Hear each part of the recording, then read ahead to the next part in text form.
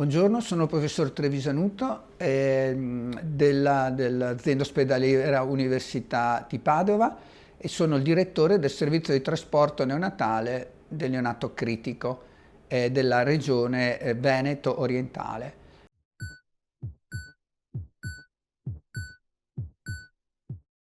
Che cos'è il servizio di trasporto neonatale? Il servizio di trasporto neonatale è un servizio che si occupa dei neonati critici di tutta la regione. Noi in particolare a Padova copriamo la parte orientale del Veneto, che include 5 province, 20.000 nati in questo momento. Se un neonato sta male, dal momento della nascita fino a un mese, il nostro servizio parte e va a stabilizzare questo neonato e lo trasporta in un centro di terzo livello.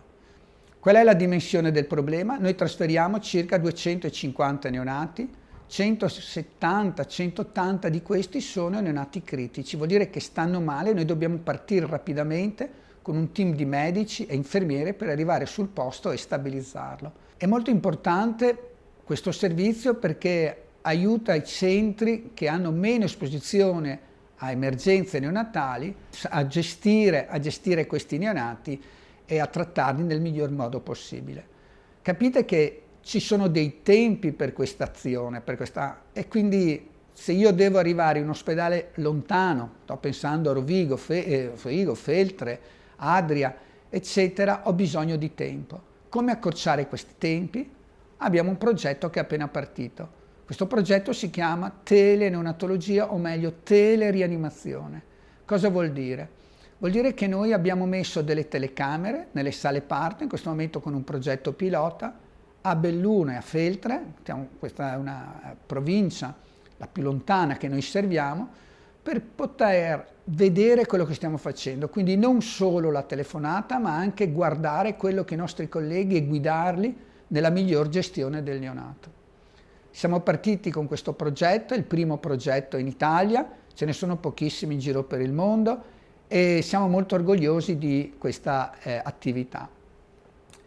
Stiamo facendo la formazione dei colleghi degli ospedali periferici, li facciamo su un manichino ad alta fedeltà che ha le caratteristiche di un neonato vero. Può piangere, può respirare male, può diventare cianotico, può avere le convulsioni, può avere tutte le cose che può avere un neonato patologico. E facendo questi scenari con loro, noi cerchiamo di guidare il team che è in quel momento in reparto sul manichino. Sono scenari di 10 minuti e poi si fa un debriefing per capire bene quello che è stato fatto bene e quello che si potrebbe fare meglio.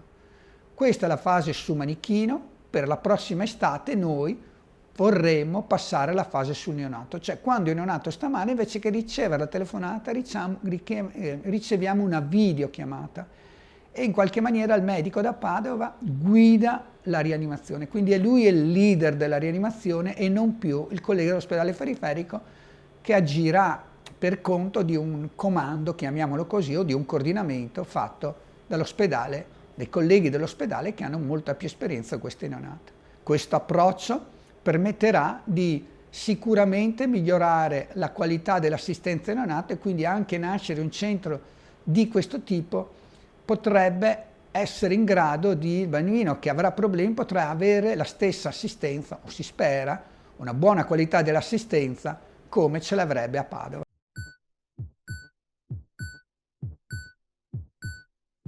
Progetti come progetti di ricerca, ma il progetto di ricerca più importante è questo della teleneonatologia o telerianimazione, dove stiamo già valutando un po' i primi feedback da parte dei colleghi degli ospedali periferici che sono assolutamente positivi sia da un punto di vista della qualità, della loro performance sul manichino e anche della loro percezione di aver migliorato la loro qualità dell'assistenza. Quindi questo è il primo punto. Poi vedremo anche gli esiti clinici ovviamente. Un altro settore di ricerca su cui stiamo lavorando è l'informatizzazione del servizio. Invece che utilizzare una scheda cartacea, noi vorremmo utilizzare un tablet, salire in ambulanza e appunto poter continuare a seguire questo neonato anche già dall'ambulanza, registrare tutti i suoi dati e poi cercare di scaricarli su un foglio che diventerà la cartella clinica di quel neonato, in modo tale che poi quando porteremo questo neonato in un centro di terzo livello, noi potremo in qualche maniera aver già la documentazione pronta e avere la possibilità di avere una cartella clinica con già i primi dati. Questo non esiste in nessun centro di trasporto in Italia, di trasporto neonatale sto parlando, e anche questa è un lavoro originale che vorremmo portare avanti con questo servizio e con l'azienda ospedaliera di Padova.